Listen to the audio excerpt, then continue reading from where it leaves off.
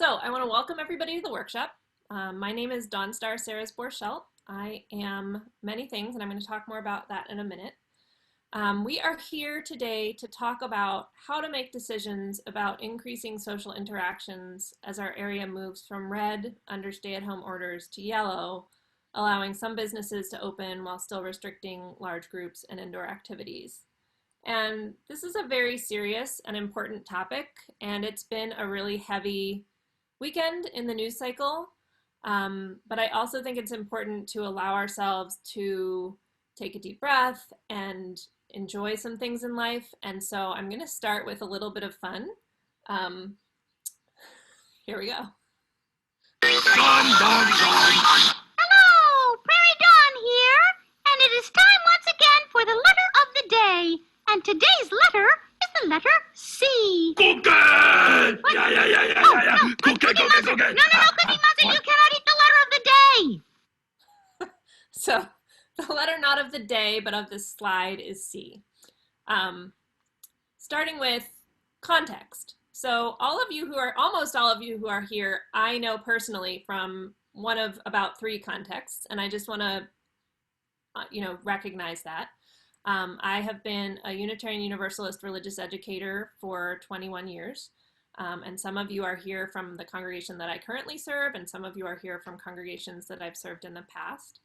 I am also a birth doula, and several people are here who know me in that capacity, who I have served as their doula when they were having a baby. And then the third sort of context is that some of you I know as a parent peer, because I do have 4 kids of my own, and I know some of you through homeschooling groups or neighborhood or whatever. And I think there's at least one person here who I don't know personally, and that's great too. Welcome. The next C is commitments, and I just want to be upfront with, I'm not coming to this workshop with the idea that I need to tell you what to do, but I do have certain commitments and how I think about things, and those influence how I'm going to be talking about things, and I want to be transparent about that. So I am a white, straight, cis, affluent person with a deep commitment to anti-racism and anti-oppression and economic justice. And I want to recognize up front, and I hope that I'll recognize throughout the workshop, that COVID-19 is having a disproportionate impact on people of color and people who don't have great economic resources. Not because there's something wrong with people who are in those categories, but because our system disadvantages people who come from those backgrounds and have those life experiences, and in ways that COVID-19 impacts. Another commitment is that I'm not a scientist. I'm not an expert on epidemiology or public health, but I am committed to the wisdom of listening to the best information that scientists and epidemiologists and public health officials have to offer, with the understanding that sometimes recommendations are too broad and medical decisions need to be made with your own healthcare provider who knows your personal and familial situation and needs. And I guess my last commitment is that I commit not to tell you what you should do, but to lead a discussion today about what you could do and how you could make decisions about what you should do. I might have personal opinions about what people should do, but I'm not in a position of authority, and I don't get to decide those things. The third C is covenant, and I think covenant in the Zoom world is a little different than covenant in person-to-person interactions, but the things that I've thought of that I want to get everyone's agreement on are that you should stay muted unless you're sharing, just because it makes everyone's life so much easier. I already mentioned that I'm going to be recording. If you don't want your name or image or words shared with people who aren't here, tell me, and I will edit you out or blur you out or whatever as need be. I'd like to ask people to speak for themselves. Say, I feel, I want, I think, I need to know, rather than referring out to other people like some people say, or I've heard, or, I've heard is maybe okay because it's I language, but, that sort of thing. This isn't a confidential space, it's a public meeting because I set it up that way. You can share what you hear here with others you think could benefit, although, don't gossip or be mean. And just to be kind and respectful in how you think of each other and speak to each other in this space. So, if anyone has any concerns about any of that and would like to put it in the chat, that would be an option. But I think those are pretty basic hopes and expectations. So introductions. I'm going to ask you to use the chat because this is a relatively large group and it would take a long time to go around in a sort of a circle.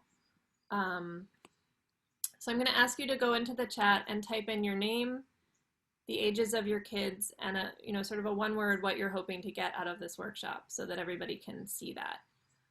I already know for a lot of you sort of what those facts are, but not everybody in the room does because you don't all know each other.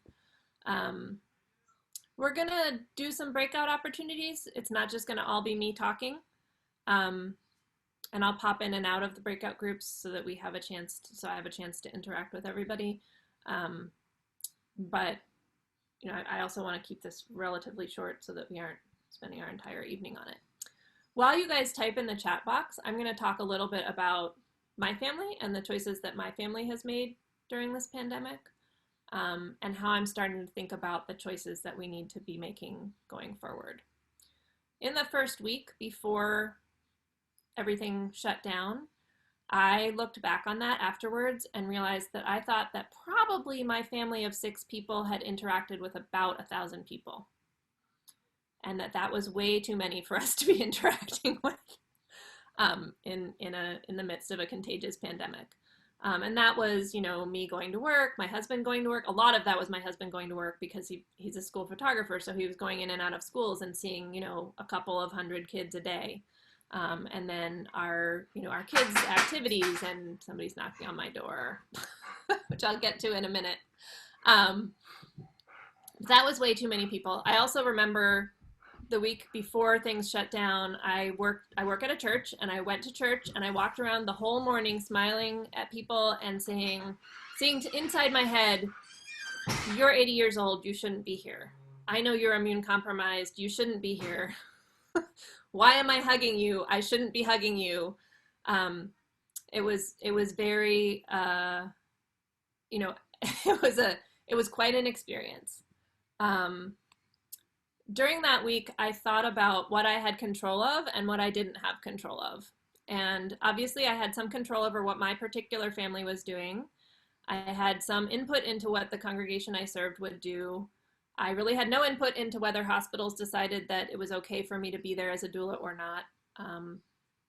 And the one thing that I did looking back, I'm glad I did because it gave me a feeling of agency, was that I wrote an email to each of the organizations that were running children's programs that my kids were part of and said, I think we should be closing down.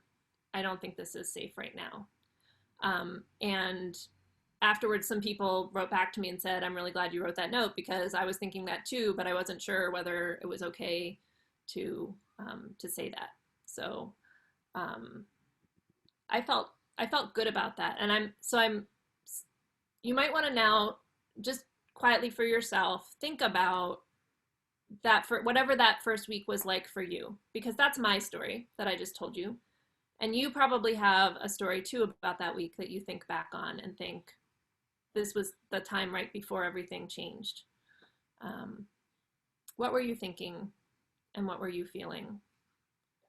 Just take a moment to reflect on that.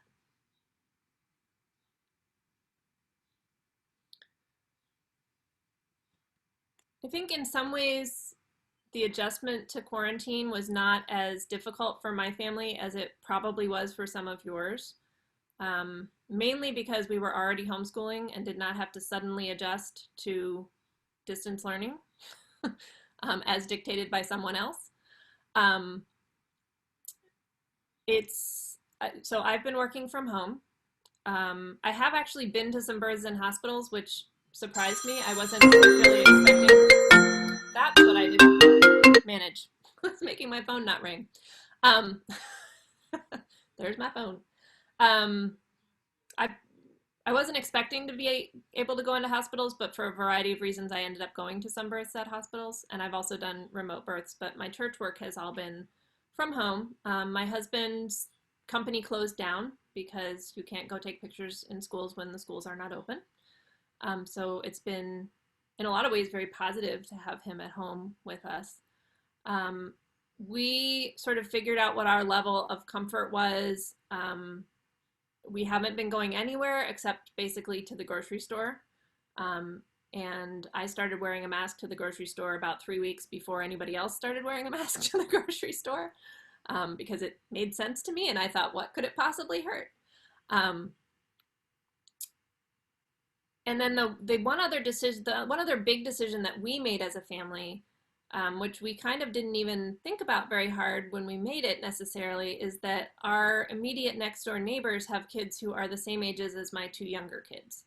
And their school actually closed before anything else closed, because it was one of the ones where there was a family member who had a positive test, and they like closed the school to do extra cleaning and stuff.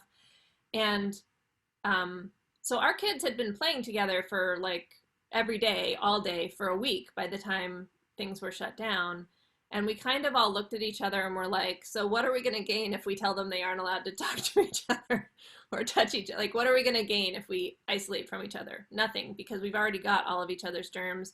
And there are 4 adults in the household, only one of whom at that point was going outside the house to work. And she works in a warehouse with like 3 other human beings who are all far away from her. So we made a decision to make a quarantine. And that has made our younger children much, much happier than they otherwise would have been, I think. But it wasn't like we sat down and thought, ooh, we're going to be really brilliant and make a quarantine. It was just a kind of a spur of the moment, like, I really don't want to tell them they can't play together. Is there any reason to tell them they can't play? Not really. Like, we're not going to be more isolated if we separate from them than we are right now.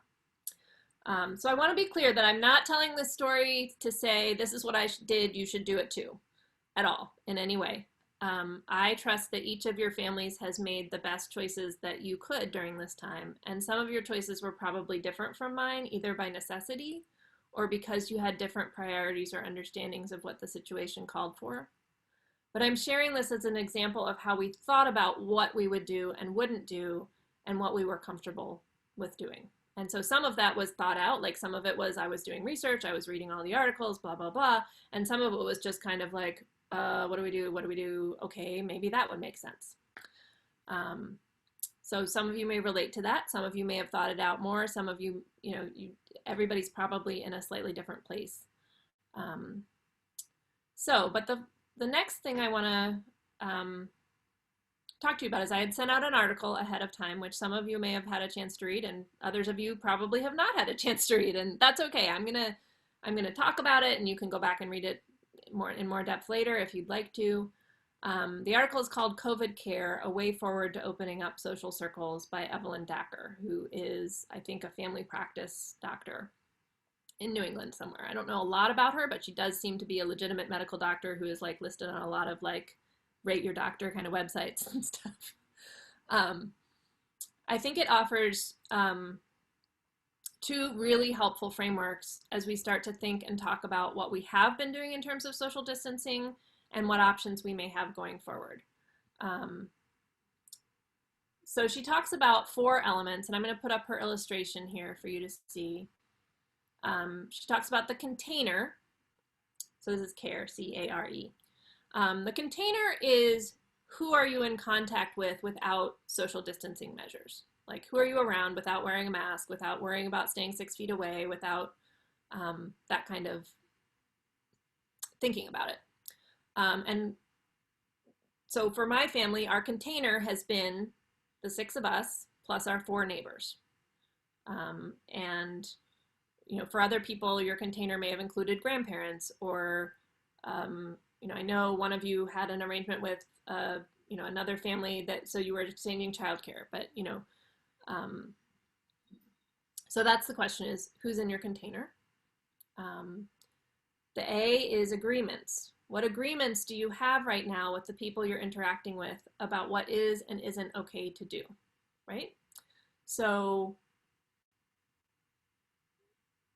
some people are very good at being explicit about this and having like open conversations with people about what are you doing, what are you not doing. Some people are probably not so good at that conversation.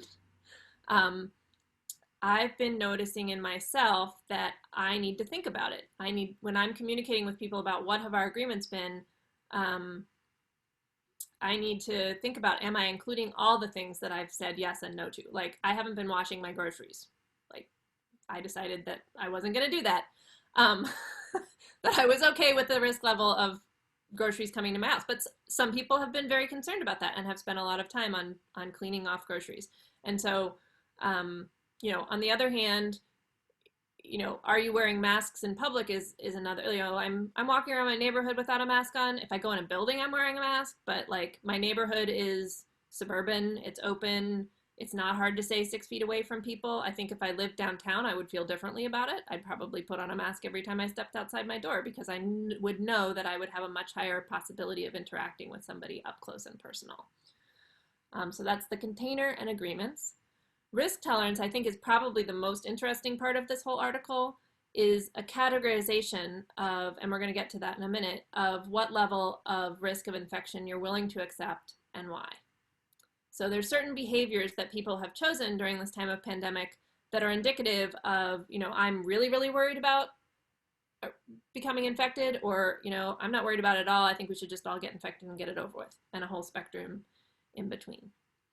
And then the E is etiquette, which is thinking about the hygiene practices that you are or aren't doing, for example, washing your groceries, and that you can or can't do. And I think this one is especially important to think about with kids, because you can be as sort of anal retentive a grown-up as you want about washing hands and staying far apart and wearing a mask, and little kids especially, they're not trying to to defeat this effort at hygiene, but they're just not capable of observing it at the level that an adult is, or even an older child. And then I think some people may be dealing with children who are very aware of what's going on and are having some anxiety and maybe some compulsive behavior around etiquette.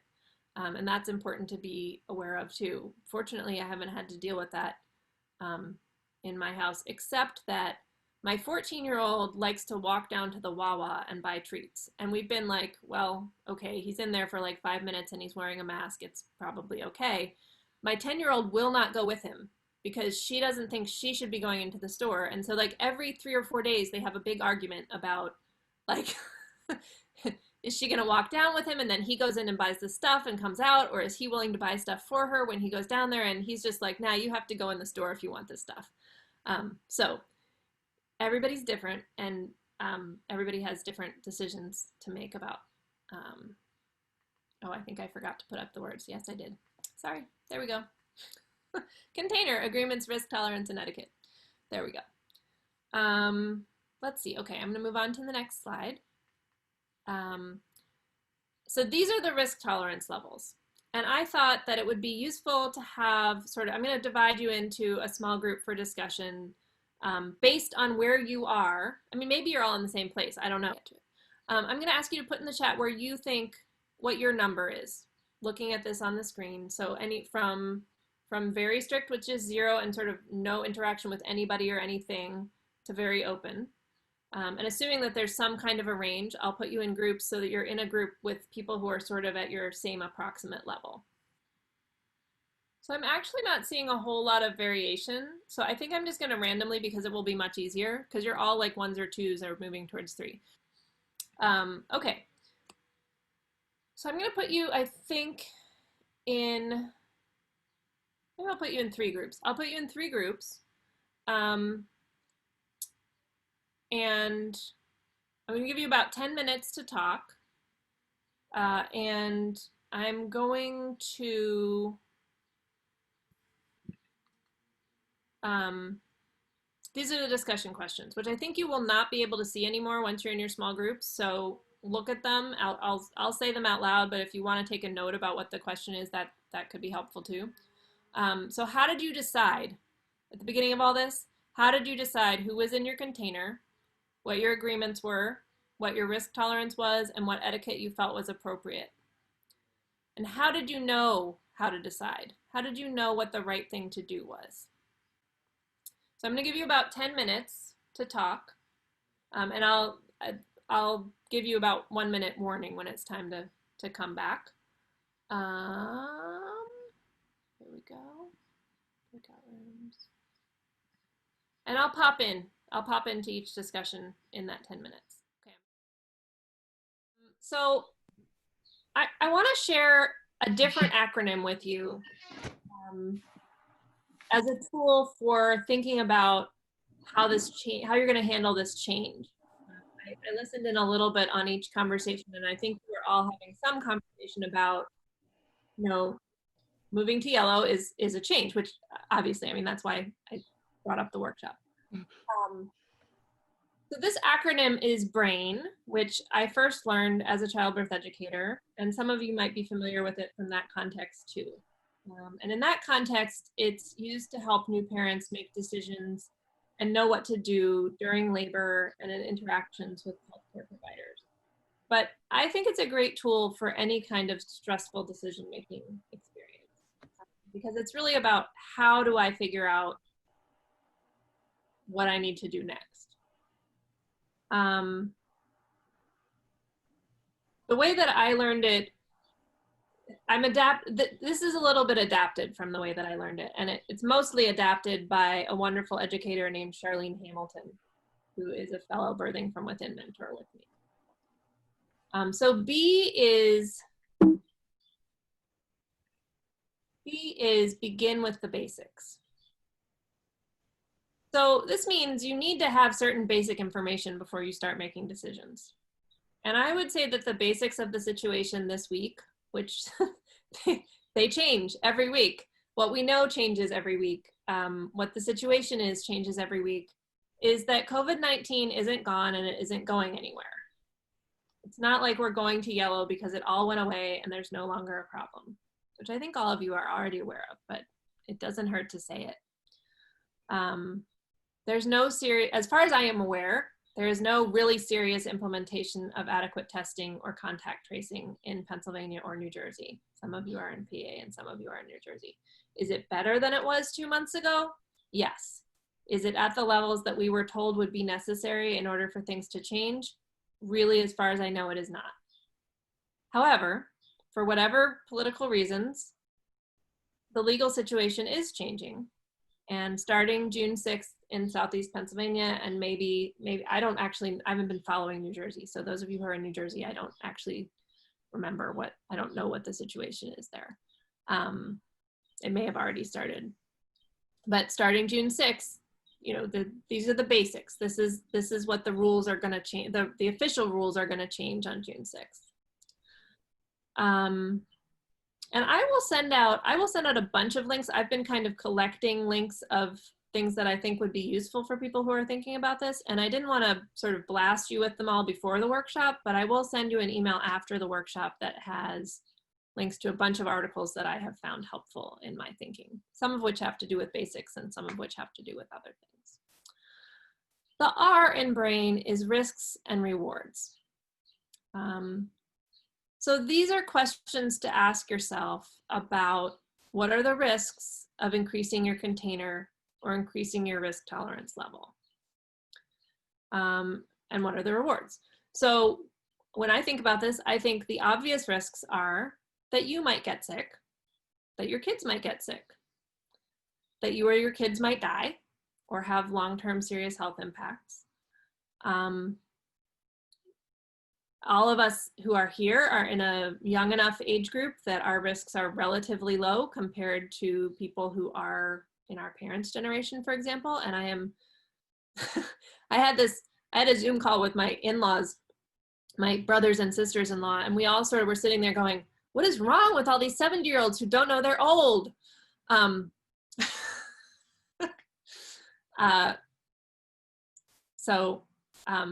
I don't feel like I'm old, but I'm definitely middle-aged, and I acknowledge that and hope that when I'm 70, I will recognize that, some things have actually changed. So some other risks are getting somebody else sick. So especially people you or those who you're in contact with who are elderly, people of color, essential workers, and or have fewer choices about what risks to take because of economic impacts. You risk getting someone else sick who dies. And that is actually my personal, like, I'm not particularly scared of getting sick. I'm terrified of getting somebody else sick who dies. And I don't want to be in that position. And I know I don't have control over that. It could happen whether I want it to happen or not. But for me personally, that's the scariest risk.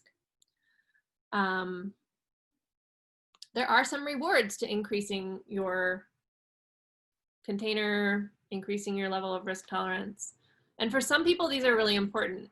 I have a couple of Facebook friends who have been very adamantly arguing for things to open back up and saying things like, well, my family member has mental health problems and they're suffering and they need, and I'm like, and I think about it and I think, well, if I had someone in my family or close friends who I knew was suffering depression or anxiety or was in a domestic violence situation or whatever, I would open up my bubble. I would open up my bubble for that person. I would go get that person and bring them into my bubble if it was possible to do it, because the rewards there would outweigh the risks for me. And if you or someone in your household is really suffering from the level of isolation that you felt you had to maintain, that's a really different decision from, we're kind of enjoying this. Like, my husband and I looked at each other yesterday and we're like, we're not ready for quarantine to be over. And I mean, we have other feelings about it too, and other people in our house who feel differently, but different people are going to be in different situations about this. And so weighing the risks and the rewards is a very individual thing. It's not something that we can dictate with public policy or public health mandates. And I mean, thankfully, this is not Ebola or the plague, or, most people who get this do recover, and that's a good thing. So the rewards include being less lonely, less stress from managing kids without community of support, more feelings of normalcy. I think there are people for whom they're just so tired of it feeling like an emergency.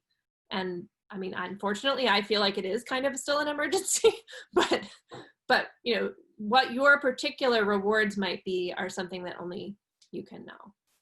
So the A is for alternatives and actions. So that is thinking about questions about what could we do and what could we do other than that? So my sons, when they heard June 6th, were like, we're getting together with our friends on June 6th, right? And so like, that's one thing we could do. What else could we do? It's important in this step, if you're thinking about actions and alternatives and actions, you don't want to be asking yourself or other people yes or no questions. Like, you don't want to be saying, should I go hang out with my best friend in her living room? The answer to that is yes or no. And it doesn't really open up the conversation. It doesn't allow you to think through what the consequences are. You need to be referring back to, what are the basics? What are the risks and rewards of this? You want to be asking yourself, what are my options? What are the possibilities? And how do those fit into the other things that I've been thinking about? Another good question to ask in this stage is there any reason not to wait to do the thing that I was thinking about doing? Just because the rules change on June 6th doesn't mean you have to make a decision and do the thing on June 6th. It means you are allowed to make the decision and do the thing on June 6th. It doesn't mean you have to do it by that deadline. So asking yourself, what would happen if we waited? What your options are in this particular pandemic situation is going to depend on how old your kids are, what your risk factors are, what your kids want to do, what you're capable of helping them do, what's actually open. Some of the things my kids do are not going to open no matter what I decide, like, because they're not going to be allowed to open no matter what I decide. Like, yellow is not green. Other things are going to open, and I'm going to have to make decisions about what I'm willing to take them to or allow them to go to or whatever. And then there's friends interactions. One thing I like to think about in this is, so I have a need, and I think of this as like food choices. So I have a craving, say I have a craving for Rocky Road ice cream, which I wouldn't because I hate peanuts and ice cream, but pretend I did. And I was feeling really hungry for Rocky Road ice cream, but I knew that eating Rocky Road ice cream would actually make me feel like crap, because it would. When I'm in a situation like that, I try to think of, okay, so what is something else I could eat that would make me feel the way that I want this to make me feel, even though in fact it would make me feel crappy. And like I might pick granola and milk, right? Like that's considerably, in some ways, a healthier food choice. And so I'm not talking about food, I'm talking about this whole decision. What is the thing that you want to do or that your child wants to do? And is there a way you could do it that doesn't take you so far outside of your current container or doesn't increase your risk tolerance level as much as you want to? I'm talking with my boys a lot about, like, I would be fine with you going and visiting with friends outside with masks on far apart from each other. And they're like, that's not what we want to do. And I'm like, why? Like, what's wrong with that option? What is it that you're not going to get if we do it that way? And how can we figure out what you need that we can get? So could you wait to do the thing? If so, when could you wait till? If you can't wait, why? And there aren't right answers. Like, I'm not asking that as in you should wait, and if you don't, you're doing the wrong thing. It's a genuine question. Like, what is the thing? Could it wait? If it can't, why? If it can, when can it wait till? Like, and sometimes it's helpful to think about, like, we will revisit this decision in 6 weeks. Like, we're deciding not to decide that right now, and we're going to come back and look at it. It doesn't have to be, I mean, it could be in 6 days, 6 weeks, whatever seems like a reasonable amount of time. So I is for interval and insight. And that is, I already talked about this a little bit. You don't have to decide all of this by June 6th.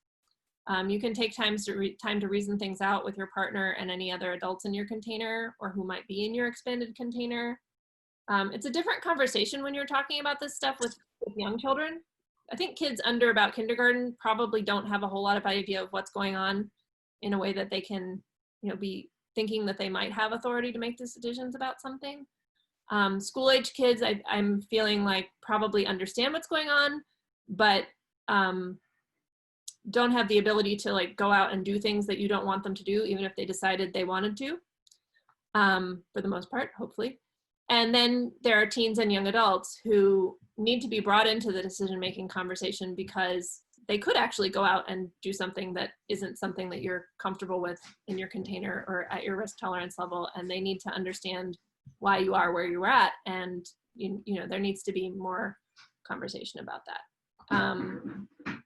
And insight is really important, and that's why I asked, the first question I asked for the small group discussion is, how did you know? Because you need to figure out how you're going to know what you need to do now. What do you need to know before you make a decision? Do you need to know more facts in your head? Do you need to know how you feel about it in your gut? Do you need to, do you need to talk it through? There's all kinds of different possible things that you might need to know. You might have plenty of information and still not know how you feel in your gut. Or you might be sure about how you feel in your gut, but not have the information to back it up. There's different possibilities. Sorry about the people talking in the background. The other thing that I think is important about interval and insight is that just because you decided something doesn't mean you have to keep doing it forever. If you try something and you decide that it doesn't feel safe, you can stop and go back to doing what you were doing before until you have gotten enough, whatever it is that you needed in order to know that it's time to do something different. I think I've been joking for a couple months that this is like safe sex, except it's safe life. And I think most of us who are here probably grew up with AIDS as a reality. I think for me, I know that that's shaped my thinking about risk and what, I think people in my parents' generation really did not grow up thinking there's a deadly risk out there that I need to be making wise decisions about in the way that I did. and I mean, I don't even think I'm a person who is particularly affected by that, but it's a reality. Like, I've always had the reality that there is a deadly disease out there that needs to impact my behavior in one very important part of my life, which for AIDS was sexuality. This isn't sexually transmitted, it's everything. So it's it's a bigger picture thing in some ways, but the thought processes are the same. And I think the other correlation to sexuality is, and I am a sexuality educator, is consent. You just because you gave consent once to go out and try something different that is outside of your current container and risk level doesn't mean that you have to keep doing it forever. It means you consented once, and if that didn't feel good, then you can stop and go back and do something different. So the last letter here is N for the next best thing. And that is, the question you need to ask yourself is what huge decision do I have to make that is irreversible and that I can never go back on, but what's the one right next thing that I need to do? I'm going to, I know we are getting close to 5 o'clock, but I'm assuming that some of you would probably like to stay a little bit longer and talk to each other again. So I'm gonna put you into small groups, and this time I'm gonna divide you up so that you've got a cluster of people with older kids and a cluster of people with sort of school-age kids and a cluster of people with sort of very young kids. So what I'm going to do is I'm going to ask you to discuss what you are currently thinking might be the right thing to do in terms of changes for your family in the next couple of weeks. And again, I'll give you about 10 minutes and I'll pop in and out. And then we'll come back for a very brief closing. So the closing is like 2 minutes at most. I'm going to open the rooms and then you can join them. So I want to close by sharing this reading, which I read towards the beginning of this week and found very reassuring and comforting, just on a emotional level, not practical at all. And I want to say I'm going to read this and then we'll be done. And if you want to go, that's totally fine. If I'm happy to hang out for a few more minutes and chat if anybody has any burning questions or would just like to talk a little bit more through any particular decision or anything like that. But I'll share the reading and then we will be officially done, and anybody who wants to talk to me can hang around, or anybody who's done can go do what they need to do. I have often tried to avoid repeating mistakes by making strict rules for my behavior. Although I can learn from experience, I can't plan for every situation that might happen in the future. Trying to do so only limits my options. When I get lost in such limited thinking, I need to be reminded to keep an open mind. I'm glad of this reminder because I'm constantly changing. I continually need to let go of old ideas when they no longer work for me. If I don't get too attached to any one way to approach life, I adjust to change with a lot less stress and strain. As I practice keeping an open mind, I tend to cross paths with people who are also flexible in their thinking, and we help each other to see more clearly. As a friend says, we don't see the world as it is, we see the world as we are. As I grow, I continue to learn and to unlearn, replacing old ideas with new ones and reclaiming others that have been cast aside. Today, I welcome this flow of information that will nourish and replenish me as I become more fully myself. And that's adapted from Courage to Change, One Day at a Time in Al-Anon, the Daily Reader.